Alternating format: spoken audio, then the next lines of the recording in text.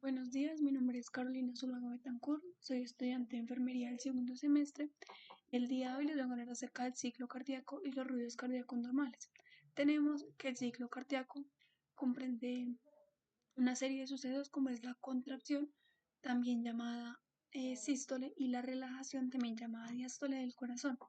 Todo esto con el fin de irrigar todas las partes de nuestro cuerpo y oxigenar esta sangre que llega del retorno venoso. Tenemos que todo este ciclo cardíaco eh, está siendo regulado por el sistema eléctrico del corazón, iniciando principalmente por el nódulo sinusal ubicado en la aurícula derecha. Y ahora entrando en más fondo sobre el ciclo cardíaco, tenemos que diferentes cámaras. Tenemos las aurículas, una derecha y una izquierda, el ventrículo, una derecha y una izquierda. Cabe hacer la aclaración que en estas cámaras cardíacas los ventrículos son más grandes y el ventrículo derecho tiene menos fuerza y el ventrículo izquierdo tiene más fuerza, pero los dos son igual de grandes y entre comillas, sí, por decirlo así, todo lo que son los fenómenos mecánicos en condiciones normales son iguales en los dos lados. Estas dos cámaras cardíacas, lo que es la aurícula y el ventrículo, se encuentran separadas por unas válvulas. Estas válvulas, también llamadas aurículas ventriculares, en el lado derecho encontramos la válvula tricúspide y en el lado izquierdo la válvula bicúspide, en el lado izquierdo la válvula bicúspide o mitral.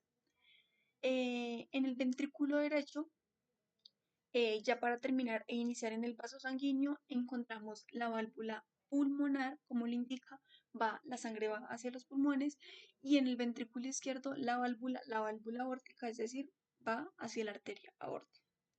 Acá en la aurícula derecha tenemos que llega toda esa sangre desoxigenada, tanto de la vena cava superior como de la vena cava inferior.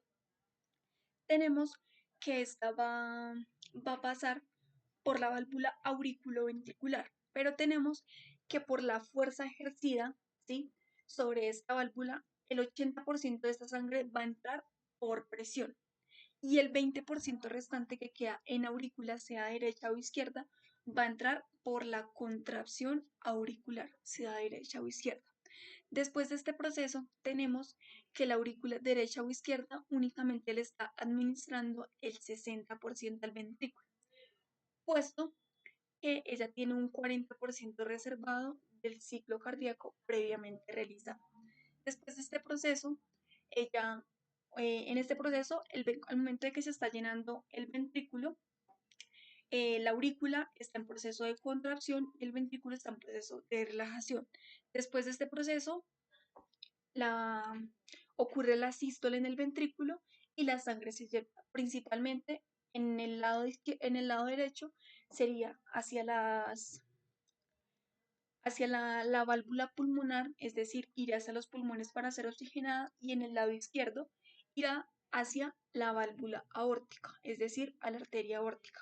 Cabe aclarar en este proceso que el ventrículo izquierdo va a necesitar muchísima más fuerza, puesto que el recorrido y la irrigación que esta sangre va a realizar es un proceso más largo.